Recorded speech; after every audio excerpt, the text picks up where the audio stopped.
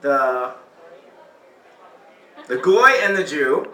Watch for it. It's going to be coming out soon as she finishes it. Please welcome Amy Finkelstein.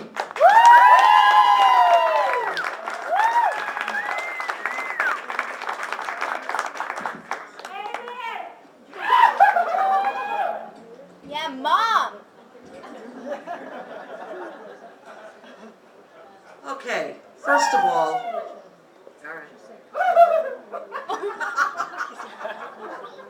have another beer, Hanky. Duty. Okay, first of all, you can tell by the way Adam said that, he doesn't know what a goy is. So let's start, because this is a very important part of my story. A goy or a goyim is a non-Jew. I am not goyim, in case you didn't notice. And I don't think Richie is goyim either. Okay, so a goyim is a non-Jew, and you have to remember that because that plays a big part in this. So when Penelope and Adam told me what the topic was this evening, the holidays, I thought, wow, the holidays. So beautiful, so pristine, so exciting, such a hustle bustle in the air. Everybody's so happy, except you, because the holidays suck.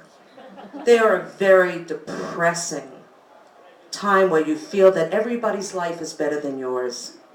It's really a great time, I think, to feel sorry for yourself. Because I was the kind of kid growing up in New York, I wanted a Christmas tree. I wanted a fucking Christmas tree in the worst way. And I wanted a father that wore slippers and smoked a pipe. But it wasn't to be. But I know there are people who have had that quintessential Christmas experience with the tree and the trimmings and the dinner and everybody's so happy. And to those of you lucky enough to have it, I say, fuck you. Before I go into what my holiday experiences have been, I have to tell you a little bit of background about my parents because it really figures in. My parents are obsessed with cleanliness. And I'll just give you a few examples. One, I lived in an apartment in New York. 3-bedroom, big for New York standards, but I wasn't allowed to have a pet because they're dirty. You just couldn't have a pet. Well, one year I went to a fair on a Sunday and I won a goldfish. I was so fucking excited that I was going to have a pet. So I come home with the goldfish in this acrylic bowl. My mother doesn't look too happy, but I'm excited. So the goldfish is in my room. I go to school the next day, get off the bus, can't wait to get upstairs to the apartment to play with the goldfish. I don't know what you play with a goldfish. And I get to my room and there's the bowl, and it's empty. It's clean, but there's no water and there's no fish. And I said, Mommy, what happened to my goldfish? What do you mean? Well, where's my goldfish? It stunk up the whole house. I flushed it. I'm going to have that shit in my house? I said, Ma, I can't have a gold. Absolutely not. All right, no goldfish. The other very strange thing is, in a 3-bedroom apartment, there was one garbage can because my mother didn't want garbage in the garbage can. The garbage can had to be clean at all times. So in this 3-bedroom apartment, there were no cans in the bedrooms, none in the bathroom. There was a little tiny can under the sink in the kitchen. And you were not allowed to use it. I mean, there were times that when I thought they were sleeping, I'd go into the kitchen and I'd lift up the little garbage that was there and put my garbage there. But most of the time, we had to take our garbage, get dressed, go down the hall to the incinerator and throw out a tissue. Throw out a Q-tip. No matter, a cotton ball, no matter what it was, it could not be in the garbage. And the other thing is, we always had a maid. A nice middle-class Jewish family has a maid come once a week. It's just part of the way we lived. But my mother made us clean for the maid. So the night before the maid came, we were all fucking cleaning the house. And I would say to my mother, Ma, why are we cleaning the house if we have a maid? You want her to talk to the other maids in the laundry room? You want her to say we live in a pigsty? That's how the rumors start flying.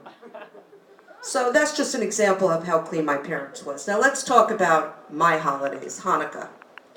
My parents didn't believe in bringing anything in because it was dirty or it was garbage and we had no place to throw it.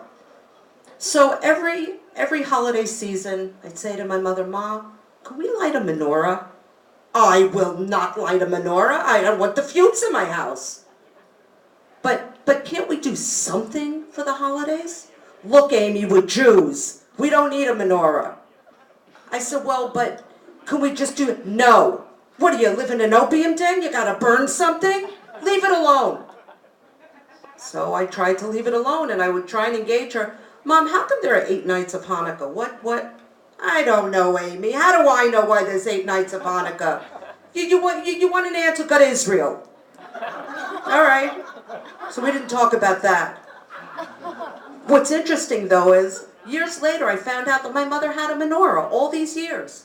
Because I said to her, I said, "Ma, it's amazing to me that such a pious Jew," pious, she's never been in temple in her life, unless they were selling something, "such a pious Jew wouldn't have a menorah." She says, "We have a menorah." "What do you mean we have a menorah?" "I have the most gorgeous menorah you've ever seen." I said, "You're kidding me. I have a menorah." I said, "Can I see it?" "Amy, it's wrapped up. It's in the top of my closet under my bags and my shoes. What, am I going to get out a ladder? I got to go through the top." You're very selfish. So I thought to myself, what the hell do they have a menorah for? They're going to go and let's make a deal? And at the end of the show, Monty Hall is going to say $500 for a menorah? I mean, what was the deal with that? Anyway, so we didn't really celebrate, though my parents did very liberally buy into one Christian tradition. And that is, the night before Christmas, I was told to go to bed, and in the morning in the foyer, there was one gift. We couldn't celebrate 8 nights because there'd be no place to put the garbage. So we had one night of Christmas, and that was it. And they did let me believe in Santa Claus. My mother told me there was Santa Claus, which I think was very nice of her. And I was very excited about Santa Claus, and one year I actually took my allowance and went to Woolworth's on Broadway and bought him a corncob pipe for 97 cents. And I put out some cookies for him because I figured he's running all night. He's got to be tired. He needs a snack. So I put it out. The next morning it's gone. I'm excited. Santa got his gift. And I don't know, a few months, a year later, I'm getting something in my mother's room and I see the pipe. And I said, "Mommy, why is Santa's pipe here?" "What do you mean? Why is his pipe here?" "You want to know why?" "Yeah, why?" "Because there's no fucking Santa Claus. You happy now? Are you happy? You think there's some fat schmuck riding around in the middle of the night on a sled, pushing his ass down a chimney, dropping off presents for children? You think there's such a person?" "Well, you told me there was." "Well, you're a schmuck." So I was an 8-year-old schmuck. That was okay. When I realized that I didn't want to raise kids like that, my kids went to Hebrew school, and they taught me a lot. And I said to my parents when they invited us over for Passover, "I want to do a little something. The kids are in Hebrew school. Amanda's 4, Adam's 10. I want to do a little something for Passover, please." "Like what?"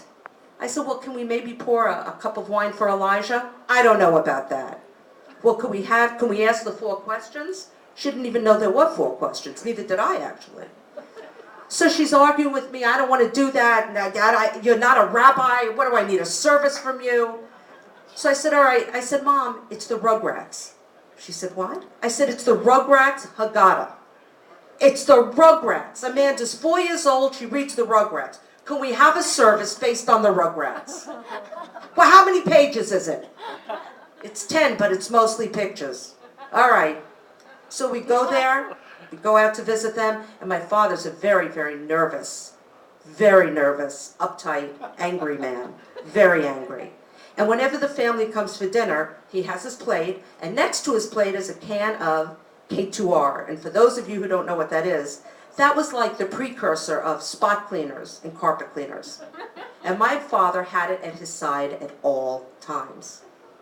And the cup for Elijah almost did him in. He was holding on to that. I have more memories of my father bending down and spraying the carpet than I do of him sitting and eating. So anyway, so we have the cup of wine for Elijah. My kids asked the 4 questions. We're about to answer. My mother said, "That's it." I said, "What do you mean? We have to answer. You're not a rabbi. You are not going to have a service at my house. If you want to play game, and my father starts screaming, for shit's sake, let us eat already, Amy. For crying out loud, your mother's been slaving. We gotta eat, enough with this shit, with the Passover. What's wrong with you? So we didn't really do much for the holidays. But here's the thing. Now I am with a man who is goyim, with a capital G.